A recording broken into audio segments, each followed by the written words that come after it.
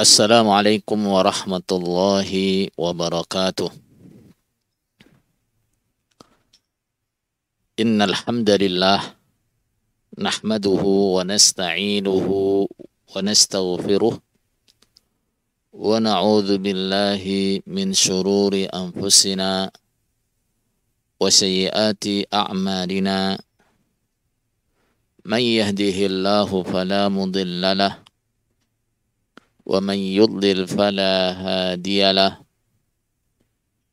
Asyhadu an la ilaha illallah wahdahu la syarika lah wa asyhadu anna Muhammadan abduhu wa rasuluh sallallahu alaihi wasallam wa ala alihi wa ashabihi, amma ba'd.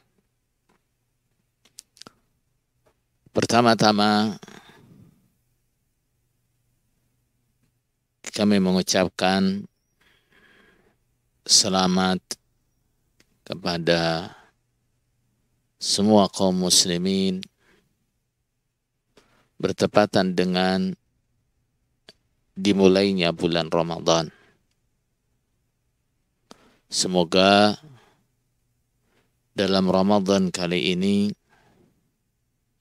kita dapat meningkatkan ibadah kita, keimanan kita, dan ketakwaan kita. Sehingga selesai bulan Ramadan, kita dalam kondisi telah diampuni semua dosa-dosanya. Amin. Kali ini kita akan melanjutkan kajian Ramadan kita, yaitu kajian kitab Tafsir Taisir Karimir Rahman atau Tafsir As-Sa'di. Pada pertemuan terakhir kita telah sampaikan pembahasan kita pada ayat 203 dari surat Al-Baqarah. Maka dengan izin Allah Subhanahu wa ta'ala, kita akan mulai pembahasan dari ayat 24. Sebelumnya kita akan baca terlebih dahulu ayat yang akan kita jelaskan tafsirnya. A'udzu billahi minasy syaithanir rajim. وَمِنَ النَّاسِ مَنْ يُعْجِبُكَ قَوْلُهُ فِي الْحَيَاةِ الدُّنْيَا وَيُشْهِدُ اللَّهَ عَلَى مَا فِي قَلْبِهِ وَهُوَ أَلَدُّ الْخِصَامِ وَإِذَا تَوَلَّى سَعَى فِي الْأَرْضِ لِيُفْسِدَ فِيهَا وَيُهْلِكَ الْحَرْثَ وَالنَّسْلَ وَاللَّهُ لَا يُحِبُّ الْفَسَادَ وَإِذَا قِيلَ لَهُ اتَّقِ اللَّهَ أَخَذَتْهُ الْعِزَّةُ بِالْإِثْمِ فَحَسْبُهُ جَهَنَّمُ وَلَبِئْسَ الْمِهَادُ وَمِنَ النَّاسِ مَنْ يَشْرِي نَفْسَهُ ابْتِغَاءَ مَرْضَاتِ اللَّهِ وَاللَّهُ رَءُوفٌ بِالْعِبَادِ. Baik, kita mulai. Kita baca tafsirnya. وَمِنَ النَّاسِ مَنْ يُعْجِبُكَ قَوْلُهُ فِي الْحَيَاةِ الدُّنْيَا. Sebagian dari manusia ada orang yang ucapannya di dunia ini menakjubkan padamu. Wa yushhidullaha ala ma fi qalbi. Dan ia menjadikan Allah sebagai saksi atas apa yang ada dalam hatinya. Wa huwa aladdul khisam. Dan dia adalah orang yang atau penentang yang keras dalam perdebatan. Syekh rahimahullahu ta'ala menjelaskan, Allah Ta'ala dalam ayat ini mengkhabarkan kondisi orang yang berbicara dengan lisannya, akan tetapi perbuatannya menyelisihi ucapannya. Yang Allah kabarkan dalam ayat ini adalah orang-orang yang antara ucapan dengan perbuatannya itu tidak sesuai. Ucapan itu terkadang menjadikan tingginya derajat seseorang. Atau sebaliknya, merendahkan dirinya. Maka Allah Subhanahu wa ta'ala berfirman, "Wa minan nasi man yu'jibuka qawluhu fil hayatid dunya." Sebagian dari manusia ada yang ucapannya di dunia ini menakjubkan padamu. Maksudnya, apabila ia berbicara, maka ucapannya itu menakjubkan, mencengangkan, indah bagi orang yang mendengarnya. Ketika ia berbicara,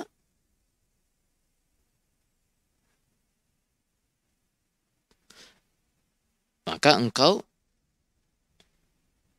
akan mengira bahwa dia itu berbicara dengan ucapan-ucapan yang bermanfaat. Dengan retorikanya, cara dia memilih kata-kata, membuat orang yang mendengarnya yakin apa yang dia katakan itu benar, apa yang dia katakan itu bertujuan baik, bertujuan kebenaran. Bahkan dia menguatkan apa yang dikatakannya dengan mengatakan wa yushhidullaha ala ma fi qalbi, bahwa Allah lah saksi atas apa yang ada dalam hatinya. Jadi dia mengklaim bahwa adapun apa yang ada dalam hati saya, Allah sebagai saksinya. Apa maksudnya? Dia mengkhabarkan, mengklaim bahwa Allah Subhanahu wa ta'ala mengetahui apa yang ada dalam hatinya itu sesuai dengan apa yang dia katakan. Misal dia bersumpah demi Allah, saya berbicara dari dalam hati. Demi Allah, Allah melihat apa yang saya katakan. Padahal dia dusta. Dustanya terlihat dari mana? Apa yang dia perbuat bertentangan dengan apa yang dia katakan. Apa yang dia lakukan mendustakan apa yang dia ucapkan. Baik.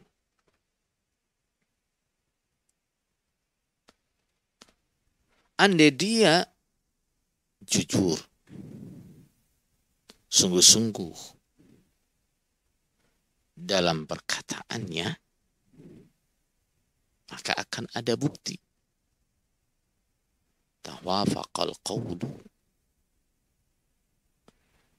wal fi'lu. Ucapan itu akan sesuai dengan perbuatan. Seperti kondisinya orang-orang iman yang jujur dalam imannya. Selain orang-orang munafik.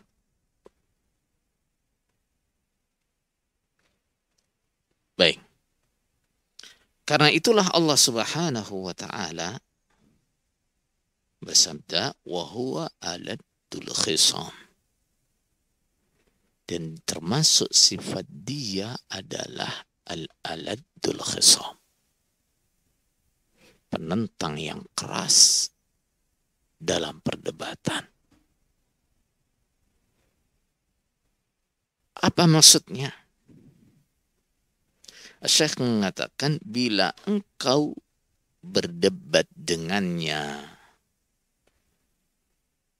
berselisih pandangan, berselisih pendapat, engkau akan menjumpai dalam dirinya sifat ladat. Apa ladat? Nah, penentangan yang keras dalam debat. Engkau juga akan jumpai dalam dirinya sulit menerima kebenaran. Dan engkau juga akan jumpai dalam dirinya ta'assub. Nah,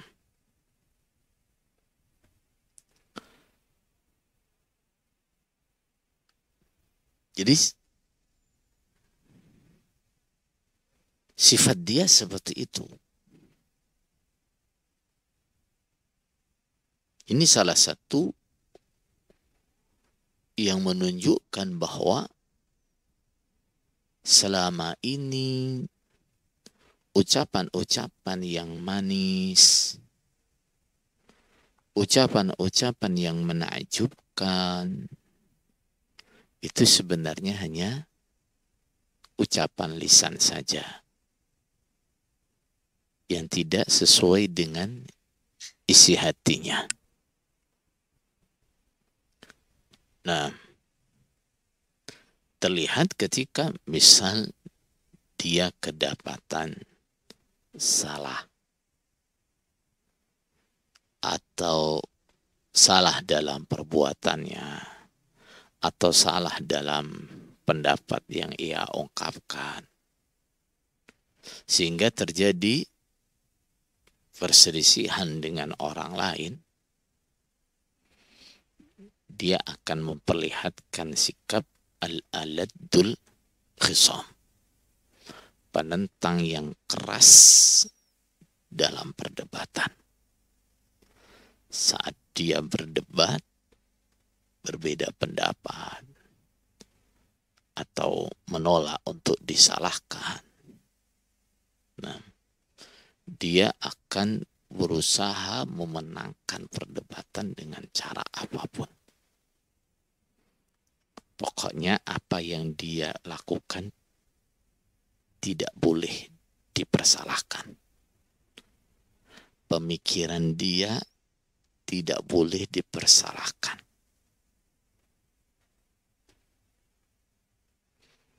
Hal yang seperti ini akan mengakibatkan bermunculannya sifat-sifat yang buruk.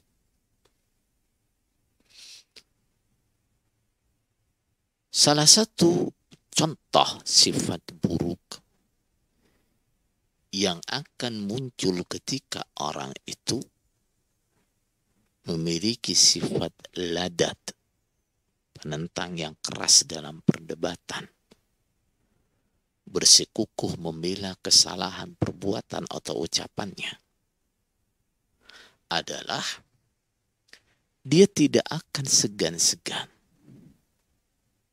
Misal, mengorek-ngorek, mencari-cari keburukan lawan debatnya. Padahal secara zahir dia berdebat dengan sesama muslim. Tapi karena dia tidak mau dipersalahkan dengan apa yang dia lakukan atau apa yang dia ucapkan, maka dia akan mencari serangan balik. Nah, dia akan menyerang balik, mencari-cari kesalahan atau kekurangan lawan debatnya. Sifat yang seperti itu bertentangan dengan sifatnya orang iman. Sifat orang iman itu bagaimana? Ja'alus suhulata markabahum. Orang iman itu menjadikan sifat gampang sebagai kendaraannya. Maksudnya gimana? Orang iman itu gampang menerima peringatan, gampang menerima kritik, teguran, itu gampang. Sekalipun dia berargumen misalnya, bila sudah tampak jelas bahwa dia salah, ya sudah, saya salah. Dia tidak perlu mencari-cari pembenaran, apalagi berusaha menyerang balik kepada orang yang mengingatkannya. Walinqiyada lil haqqi wadhifatahum. Orang iman itu menjadikan tugas dia, pekerjaan dia, tanggung jawab dia adalah mengikuti kebenaran. Walaupun kebenaran itu Allah tampakkan lewat lawan debatnya. Dan bahkan ketika dia harus berdebat pun tujuan dia adalah untuk mencari sebenarnya itu yang benar saya atau lawan debat saya. Nah, wassamahata sajiyatahum. Dan Allah jadikan sifat pemaaf, dia jadikan sifat pemaaf sebagai sifat mereka. Ini seperti yang biasa dikatakan bahwa orang iman atau apalagi yang berakal, ketika dia tahu dia salah, keliru, entah dalam perbuatannya atau dalam kata-katanya, maka dia akan minta maaf. Dia minta maaf. Dia menyerah, baik saya salah. Dan saya akui pendapat saya yang keliru atau perbuatan saya yang keliru. Berbeda dengan orang yang bodoh. Bodoh itu tidak berarti orang itu nggak berilmu. Kadang orang berilmu tapi berperilaku seperti orang bodoh. Nah, berbeda dengan orang yang bodoh. Ketika dia salah, dia akan bertafalsaf. Apa tafalsaf? Nah, mencari-cari alasan untuk membenarkan kesalahannya. Itu bukan sifat orang iman, apalagi orang iman yang berakal. Baik. Wa idza tawalla sa'a fil ardi liyufsida fiha wa yuhlikal hartha wan nasl. Wallahu la yuhibbul fasad. Ketika ia berpaling, maksudnya dari dekat Nabi Shallallahu Alaihi Wasallam, maka dia akan berupaya berbuat kerusakan di bumi dengan melakukan maksiat-maksiat. Dan akibatnya dia akan merusak tanaman dan ternak. Allah tidak senang dengan orang dengan kerusakan. Allah tidak senang dengan kerusakan. Syekh rahimahullahu ta'ala menjelaskan, wa idza tawalla, dan ketika ia berpaling.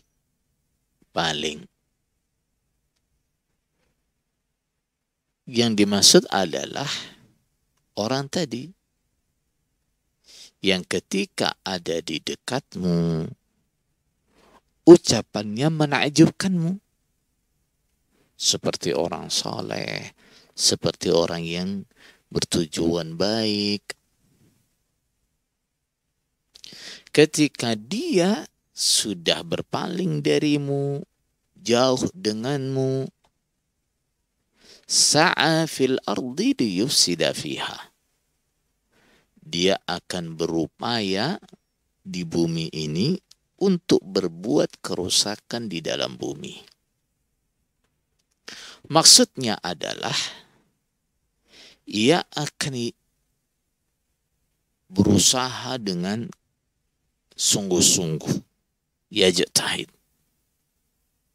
Nah, untuk mengerjakan perbuatan-perbuatan maksiat. Tidak hanya sekedar berbuat maksiat. Dia bahkan berupaya untuk bisa berbuat maksiat. Maksiat itu ya ifsadun fil ard. Hakikatnya adalah berbuat kerusakan di bumi. Orang berbuat maksiat itu sama dengan berbuat kerusakan di bumi. Kenapa? Karena zahara al-fasadu fil ard fil barri wal bahri bima kasabat aydin nas. Banyaknya bencana bermunculan baik di lautan maupun di daratan. Penyebabnya adalah dosa-dosa yang dilakukan oleh manusia. Baik. Wa yuhlika al-hartha wan nasr. Maksudnya dengan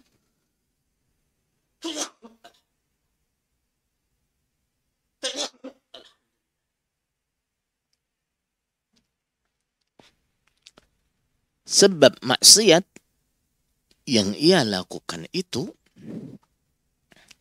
dia akan menyebabkan rusaknya tanaman, buah-buahan, ternak, rusak karena maksiat dia. Syekh mengatakan tanaman, buah-buahan, ternak akan rusak atau berkurang, atau setidaknya berkurang barokahnya, sebab perbuatan-perbuatan maksiat. Nah, terkadang sulit didapatkan hasil yang baik dari tanaman atau ternak. Karena apa? Karena maksiat-maksiat yang dilakukan oleh manusia. Atau bahkan walaupun hasilnya bagus, ternak bagus, tanaman bagus, kehidupan seperti makmur, tapi berkahnya tidak ada. Wallahu la yuhibbul fasad. Allah tidak senang dengan kerusakan. Syekh mengatakan bila Allah tidak senang dengan kerusakan, maka berarti Allah benci dengan hamba yang berbuat kerusakan di bumi. Nah, ghayat al-bughd, sangat benci. Walaupun dengan lisannya dia mengucapkan ucapan-ucapan yang baik. Walaupun kata-katanya bagus, ucapan-ucapannya baik. Tapi kalau dia banyak berbuat kerusakan, banyak berbuat maksiat, sebenarnya dia merusak.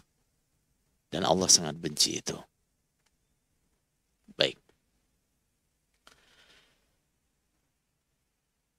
Dalam ayat ini terdapat dalil yang menunjukkan satu, ucapan yang keluar dari seseorang itu tidak menunjukkan kebenaran atau dustanya dia. Kita tidak dapat menilai seseorang itu benar, jujur, atau dusta hanya dengan ucapannya. Karena banyak orang yang pandai bicara, nah, pandai mendramatisir, pandai mengambil simpati dan seterusnya, sehingga seakan-akan dia benar. Banyak orang bisa pandai seperti itu. Makanya ucapan seseorang itu tidak dapat dijadikan sebagai dalil atau bukti bahwa dia jujur atau dia bohong. Baik. Juga tidak menunjukkan bahwa dia adalah orang yang baik atau sebaliknya bukan orang yang baik.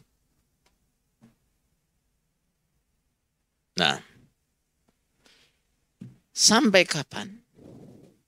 Sampai didapati perbuatan atau amalan yang menunjukkan kebenaran ucapan dia, yang menjadi saksi bahwa ucapan dia itu baik. Nah, jadi harus ada buktinya dulu, baru dikatakan oh dia memang dakwahnya itu benar, yang dia ajarkan benar, yang dia sampaikan benar, atau yang dia klaim itu benar. Baik. Yang kedua, ayat ini juga menunjukkan bahwa para saksi itu harus diuji kondisinya.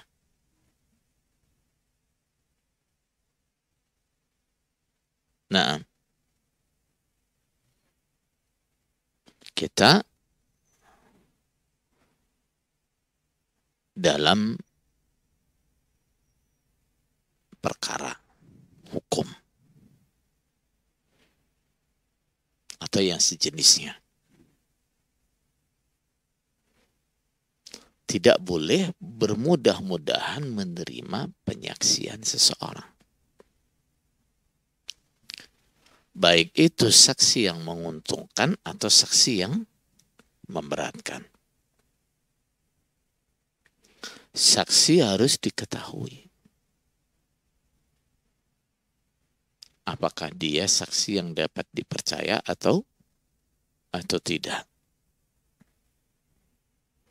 Tidak cukup dengan apa yang dia katakan di pengadilan atau di forum. Itu meyakinkan. Logis. Tidak cukup. Harus dilihat bagaimana dia ini track recordnya. Orang yang dapat dipercaya atau tidak. Orang yang dikhawatirkan dusta atau tidak. Yang ketiga,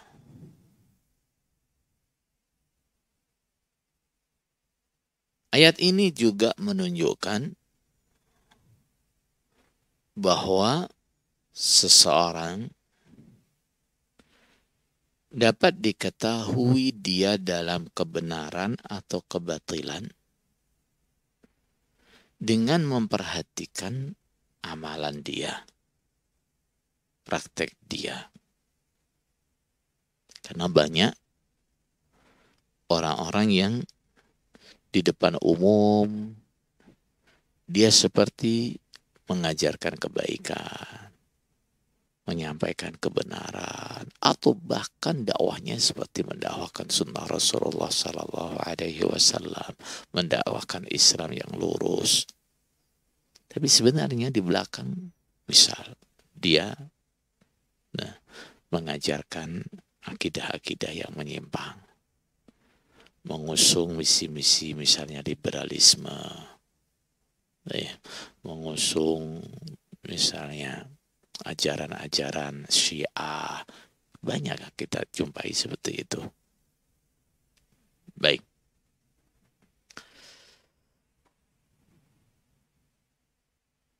Jadi seseorang dapat diketahui dia ini berada di atas kebenaran atau kebatilan dengan melihat bagaimana perilakunya. Yang pertama, dengan melihat gejala-gejala yang terdapat dalam perilaku dia. Nah, misal dia mengklaim sebagai ahli sunnah, misal. Tapi gejala dari perilaku dia menunjukkan yang berbeda. Misal, dia lebih suka dekat dengan orang-orang liberal. Dia lebih dekat dengan kelompok-kelompok Syiah, misalnya. Atau bahkan suatu ketika dia juga membela pemikiran-pemikiran lebih liberal atau pemikiran-pemikiran Syiah. Ini adalah qarinah. Baik.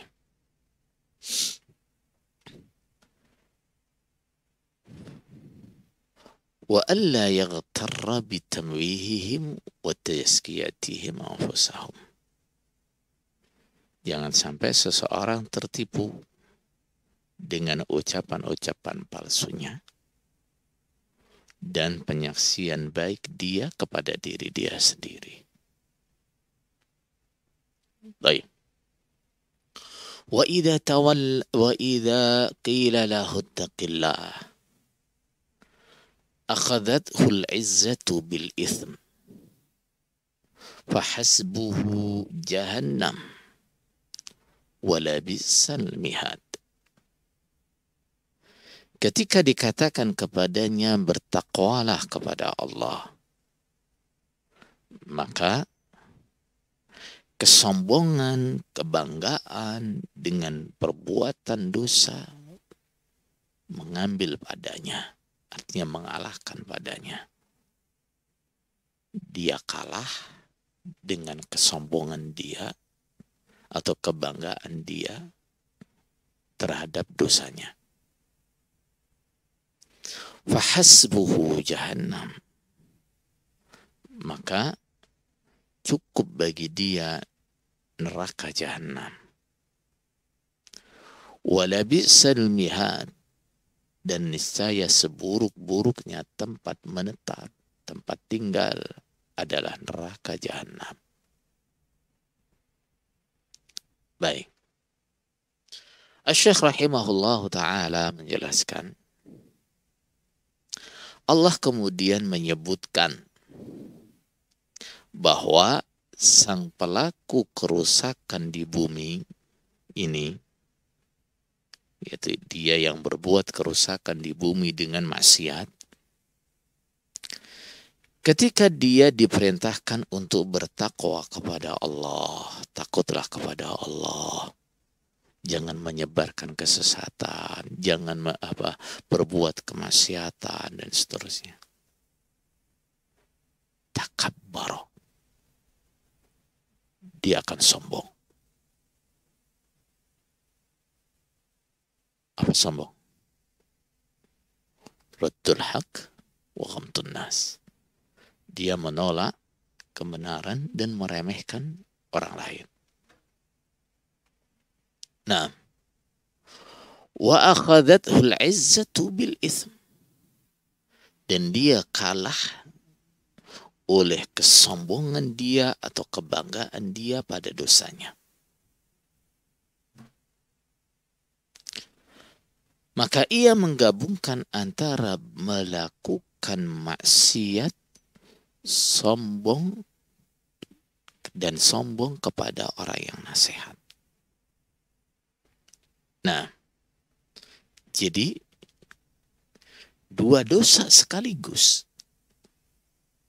Yang pertama, berbuat maksiat. Yang kedua, menyombongi orang yang nasihat, menolak nasihatnya.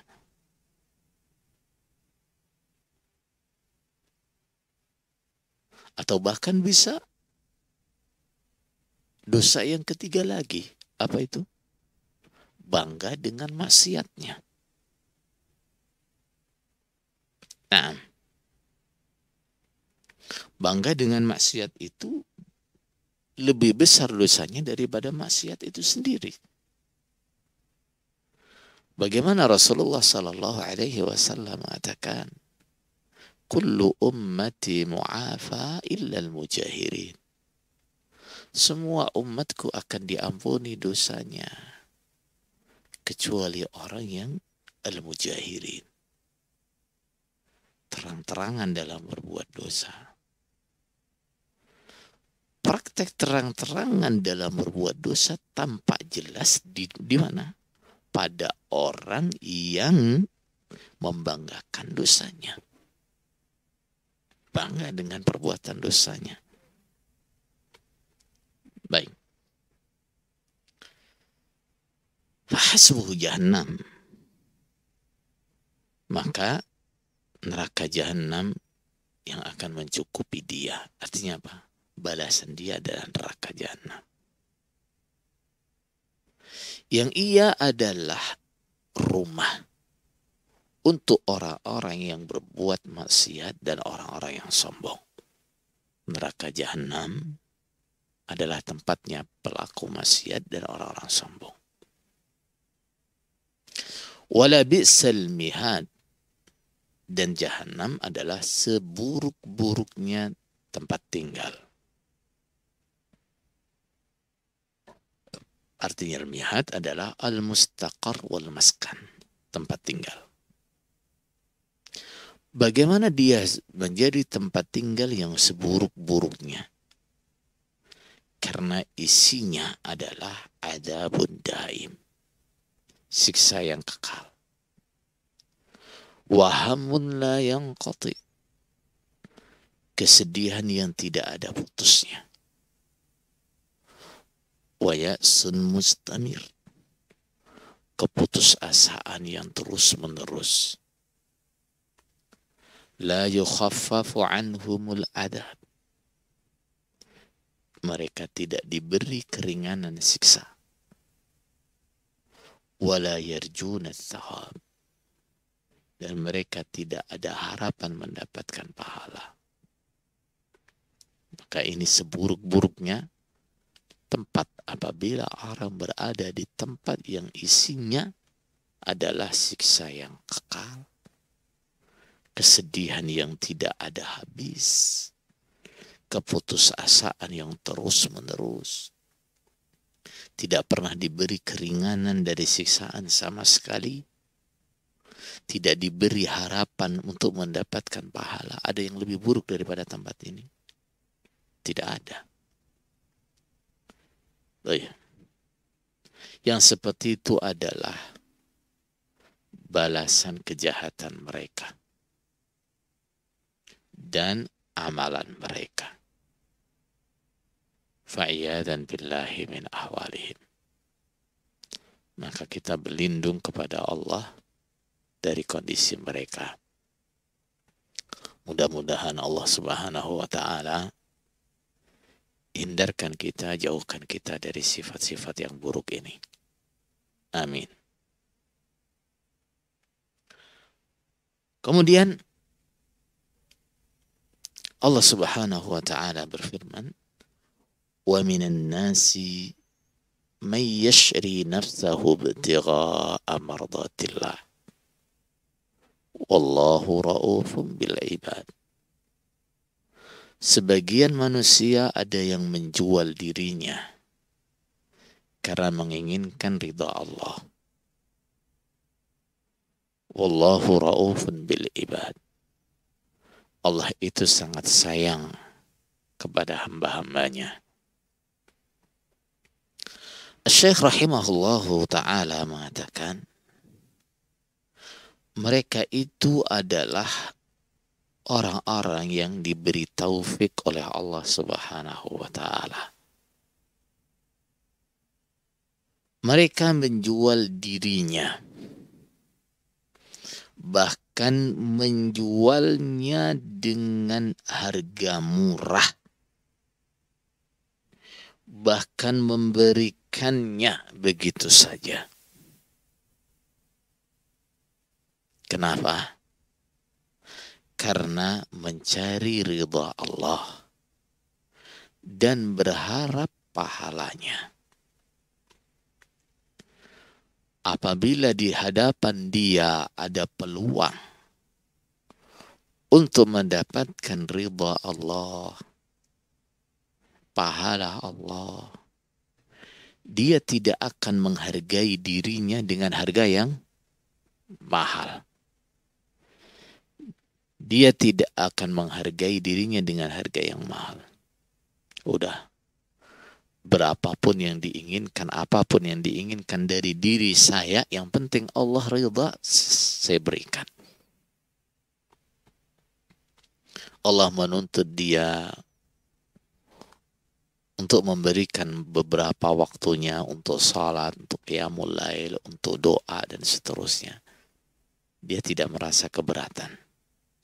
Dia tidak menganggap itu sebagai harga yang mahal. Mereka itu memberikan harga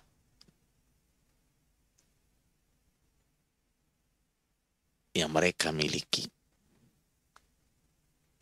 untuk zat yang mali, yang pasti dapat membayar, al-wafi, yang pasti menetapi janjinya, ar-ra'ufu bil ibad, yang sangat sayang kepada hambanya.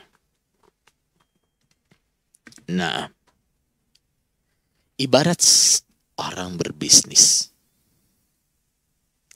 Mereka ini bermuamalah dengan orang yang memiliki modal yang sangat kuat. Dan kita tahu Allah Subhanahu wa ta'ala adalah yang memiliki semua yang ada di langit dan bumi. Artinya ketika Allah harus memberikan apa yang Allah janjikan, tidak ada yang sulit bagi Allah Subhanahu wa ta'ala. Allah meminta hambanya sedikit berinfak, sedikit beribadah, sedikit berkorban, dengan menjanjikan imbalan yang sangat besar. Hamba tidak perlu khawatir dalam hal ini. Apakah nanti Allah benar-benar dapat memberikan apa yang Allah janjikan? Gak perlu khawatir. Allah punya semuanya. Bahkan dalam hadis qudsi Allah menyatakan, andai semua manusia dan jin, dari yang paling awal sampai yang paling akhir,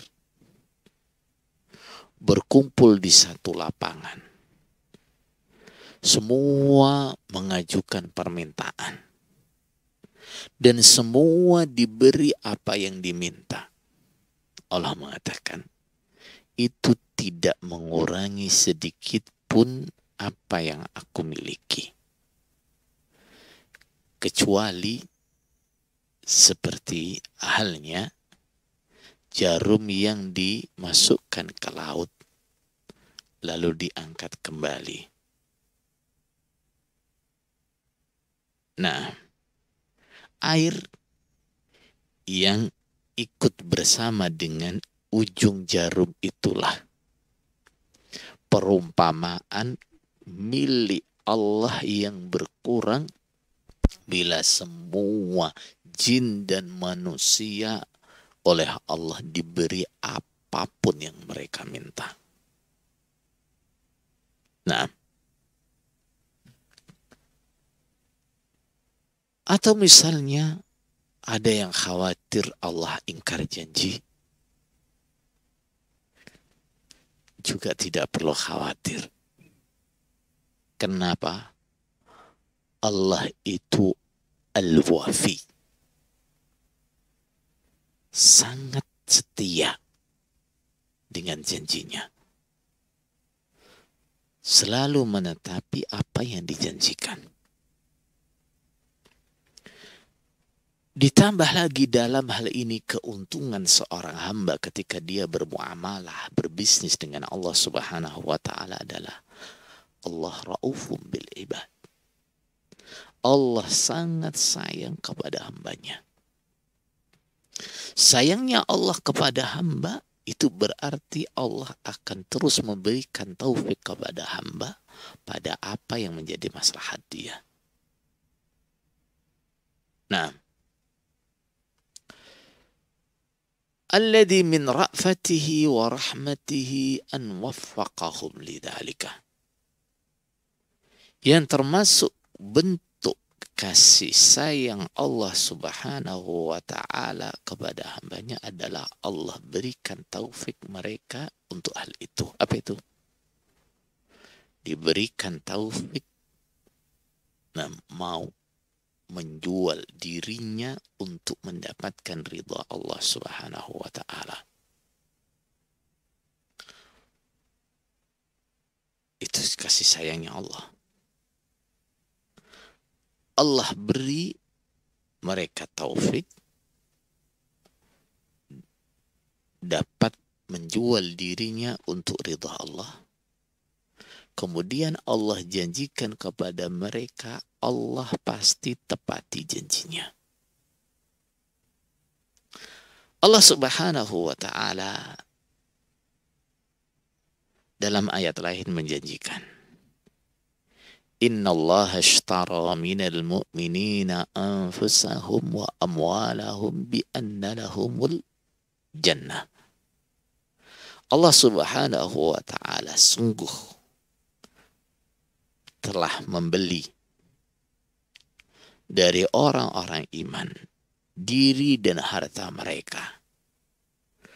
Dengan apa Allah menghargainya? Allah menghargainya dengan surga. Jadi siapapun menjual dirinya kepada Allah, Allah pasti beli dengan surga. Siapapun menjual hartanya kepada Allah, Allah pasti beli dengan surga. Syekh rahimahullahu ta'ala mengatakan dalam ayat ini Allah mengkhabarkan mereka menjual diri mereka dan memberikannya. Untuk apa? Untuk mendapatkan ridha Allah. Perhatikan. Hal paling mahal yang dimiliki oleh seseorang adalah dirinya. Apabila mereka berani atau mau menjual dirinya untuk mendapatkan ridha Allah selain jiwanya, itu lebih-lebih. Jangankan hartanya, jangankan waktunya, jiwanya pun dia berikan kepada Allah Subhanahu wa ta'ala.